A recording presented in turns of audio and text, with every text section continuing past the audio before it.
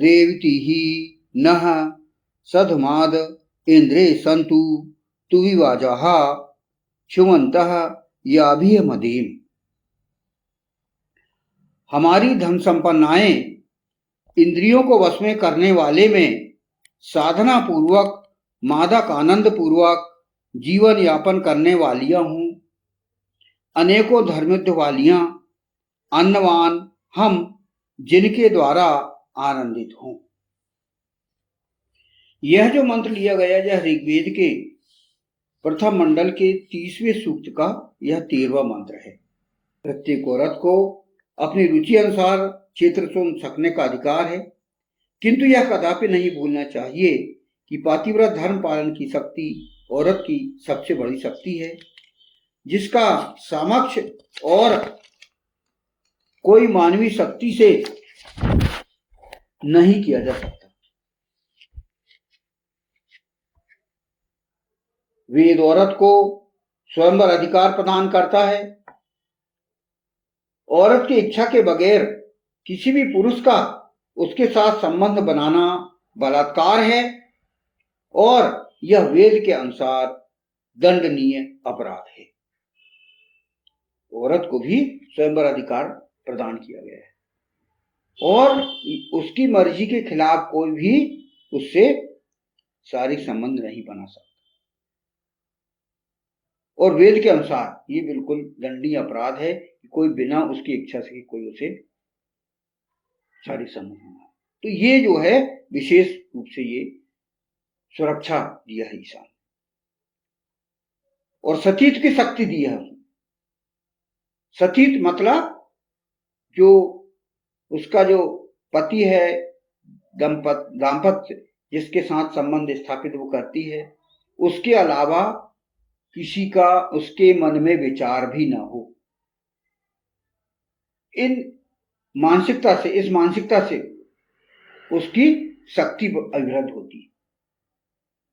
वह उसका सतीत उसका सुरक्षा कवच है और सतीत के माध्यम से वो जो सुरक्षा प्राप्त करती है वो बहुत बड़ी उपलब्धि है उसकी। तो इसका भी ध्यान रखने के लिए कहा गया धर्म में।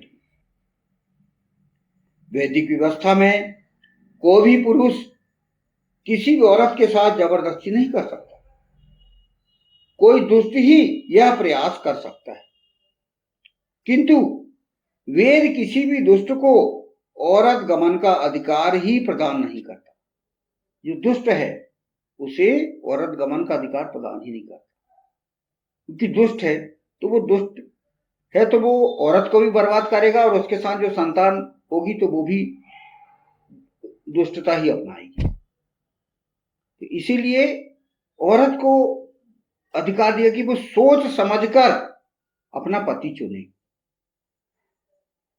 उसे ये कहा गया कि वह सुकृत पुरुष चुने, ढूंढे सुकृत पुरुष, इंद्रियों को वश में करने वाला और अच्छे कर्म करने वाला, साधना करने वाला हो,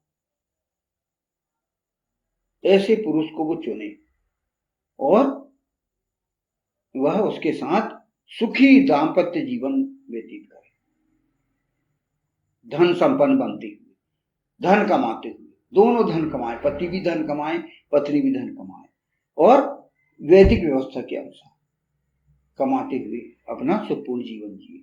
तो ये वेद में व्यवस्था बहुत अच्छी दी गई है। इसे मनन करें, पढ़ें, व्यक्ति सुने, समझें और अपना जीवन बिताएं। इसमें अगला फुटनोट है, अन्नवान हम जिनके द्वारा आनंदित हों।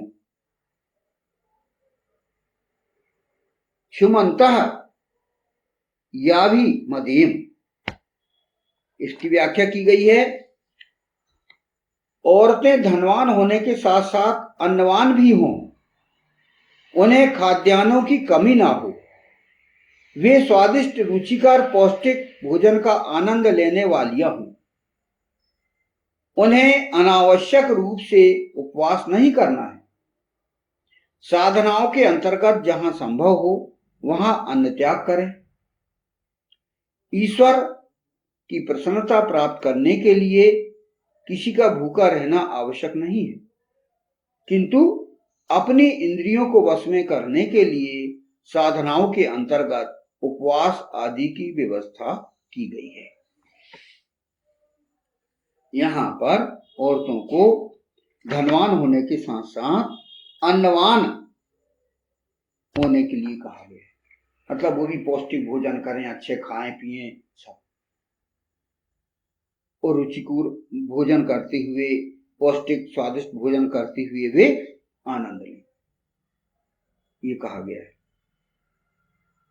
लेकिन अनावश्यक रूप से उपवास करने के लिए भी मनाही।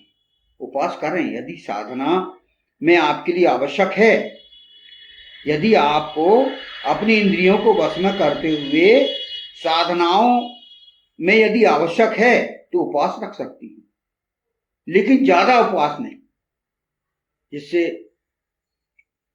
उन्हें नुकसान हो। ईश्वर की प्रसन्नता के लिए हम भूखे रहना हमको पसंद है, ऐसा नहीं। भूखे रहना भी ईश्वर पसंद नहीं करते। उन्हें अच्छे स्वादिष्ट भोजन करने की भी जो है व्यवस्था करना चाहिए स्वयं के लिए, स्वयं का शरीर पुष्ट रहे और उन्हें आगे, क्योंकि संतानोत्पत्ति भी करना है, उनको इस प्रकार अपने शरीर को पुष्ट रखना है, तो उन्हें कमजोर नहीं रहना है, अपने शरीर को कमजोर नहीं बनाए रखना है। तो ये व्यवस्था इस मंत्र में ईश्वर ने, ईश्वर परम परमात्मा ने औरतों के लिए, नारियों के लिए बहुत अच्छे निर्देश दिया है। इस मंत्र के अनुसार सबसे पहले उन्होंने कहा गया कि वे धन संपन्नाएं बने, धनवान बने, और उनकी रुचि के अनुसार वे आजीविका अपना लें, मगर अपनी मान सम्मान इज्जत आबरू की रक्षा करते हुए, ये ध्यान रखें। फिर वे इंद्रियों को वश में करने वाले और सत्पुरुष से विवाहित होकर आनंद पूर्वक जीवन जिए, और वे धर्मित भी कर सकती। धर्म के लिए भी वो जल थल नभ वहां पर भी जाके और वे अपना जो रुचि अनुसार वे आजीविका कमा सकती। बस वही है कि विशेष रूप से उनको अपना ध्यान रखना है, सती और पातिव्रत्य का ध्यान रखते हैं, तो ये बहुत आवश्यक है। फिर उनको ये कहा गया कि वे अन्नवान भी रहें, धनवान के साथ अन्नवान भी उन्हें बनने के लिए कहा गया कि वे अच्छा भोजन करें, हृष्ट पुष्ट रहें और अपने शरीर को स्वस्थ रखें। इससे जो है उनके आगे भविष्य में बहुत आवश्यक है, और आनंदित हो, आनंदित होते हुए वो जीवन बिताएं। ये इस मंत्र में महिलाओं, नारियों के लिए ये विशेष रूप से बात कही गई। इस प्रकार जो है हम इस मंत्र को समझें, सुने, और वैदिक पर्सपेक्टिव के इस चैनल के माध्यम से हम इस जो चैनल को लाइक करें, सब्सक्राइब करें और शेयर करें, और अपने जीवन को सुखमय बनाने के लिए इस मंत्र के अनुसार चलने के प्रयास करें, और आनंद पूर्वक जीते हुए, ईश्वर के आदेश अनुसार जीते हुए, ईश्वर के आदेश अनुसार हम जीवन जीते हुए हम सुखमय जीवन जिए।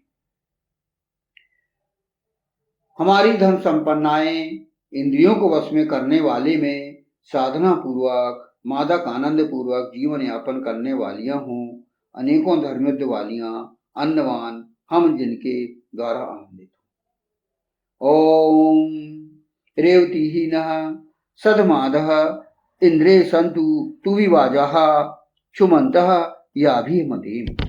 ओम।